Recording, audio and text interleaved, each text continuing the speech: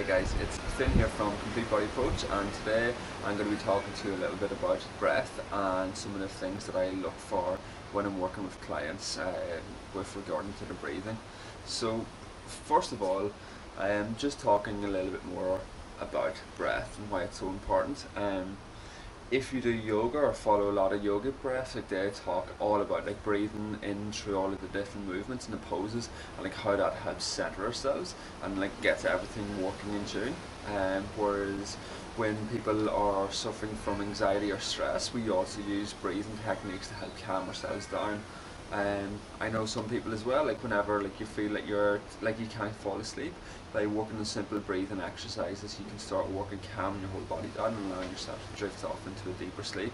So like these are some of the major big areas where like breathing and like working with the breath can have an overall massive overall effect on the body. When I'm looking at breath in clients, I look at these here factors, like how your breath might be affecting your sleeping patterns, how breath might be affecting your stress and anxiety levels as well, and like how you might be holding tension and stress in your body, and that is coming out with poor breathing techniques. But as well as that, like it looks at like how, like what is this going to have, what sort of effect is this going to have physiologically on your body. So first of all, I want you to just, as you're sitting there or standing wherever you are, just pop your hand on your chest and pop your other hand on your tummy. From here, just go to close your eyes and just take a couple of nice big deep breaths in and out.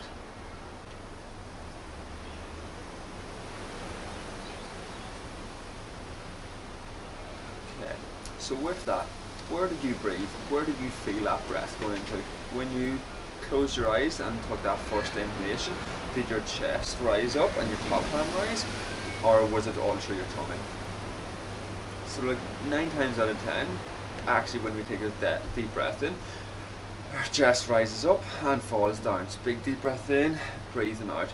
But whenever you look at kids and like whenever you look at a baby, when lying on their back, their belly is breathing, so they take a big deep breath in and out through their tummy. So this is one of the first areas that I started looking at, and gives us some clues of what's going on with the body.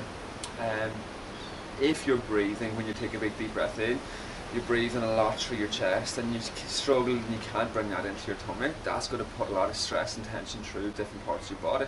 So just close your eyes again, hand on your chest, hand on your tummy. This time make sure you breathe in and out through your nose. Big deep breath in.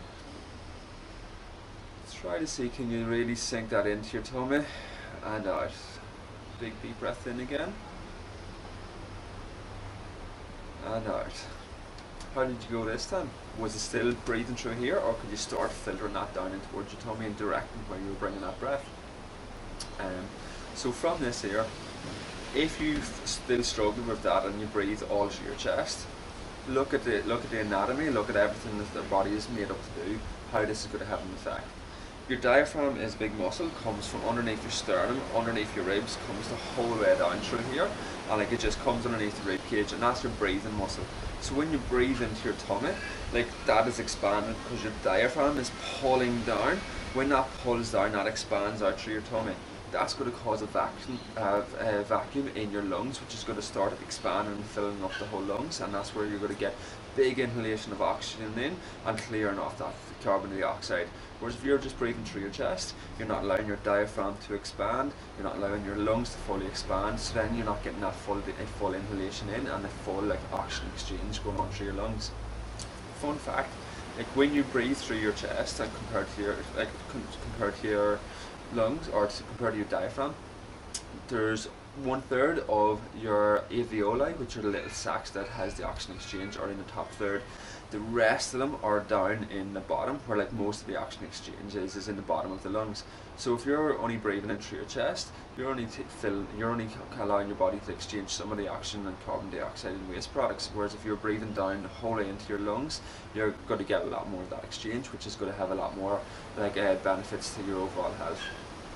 Then with that as well, so not only with your diaphragm and like the oxygen exchange, if you think about it, a rib cage is pretty big and heavy structure in our body, and if you're breathing in and out, and you're doing that from anywhere between 22 to 25,000 times a day, that's getting a lot of these muscles in through your neck and shoulders to try to lift this big heavy structure up and relax it back down. Lift this heavy structure up and relax it back down. So doing that for 20 to 25,000 times a day is going to cause a lot of tension and a lot of stress through all the muscles through your neck and shoulders and chest, and it's going to cause a lot of that. That's where we get so much tension and everything in these areas. So by working through your diaphragm and allowing that breath to come down into your tummy, that's going to give all the muscles through your neck and shoulders a break. Then finally with that, with your diaphragm, why it isn't so important, whenever we look at our deep core muscles, it's like a cylinder that protects the whole spine. So like our diaphragm is the top of that cylinder, the pelvic floor is the bottom of that cylinder, and then in the front and the back of the spine is the transverse abdominis and the multifidi, which are the little smaller muscles that work and give that spinal segmentation and stability. So if your pelvic or if your diaphragm isn't working effectively, you can't utilise that, then that's going to have a role-on effect on how the transverse abdominis, multifidi, and the pelvic floor muscles are working. So that can lead on to like a lot of lower back issues, a lot of hip issues, and just poor movement patterns and recruiting of all our movements around your whole pelvis and hips. So by working on your diaphragmatic breathing, that's going to help take a lot of that tension through your neck and shoulders. It's going to allow better oxygen exchange coming through your whole body. Plus, it's going to start allowing your whole deep core muscles to start switching on and activating a lot better. So just to recap that, simple little exercise to start with this is hand on your chest, hand on your tummy. Nice big slow long deep breaths in and out. Big slow deep breath in and out. And just work that, doing that for about a minute or two, and to have them as little check-ins throughout the day. If you've really struggled with this, I'm going to be posting up more videos over the next couple of weeks of more exercises that you can start doing with the breath to help get everything working a lot more efficiently. If you have any questions on anything that I've covered, just please leave a comment at the end of this clip. Okay?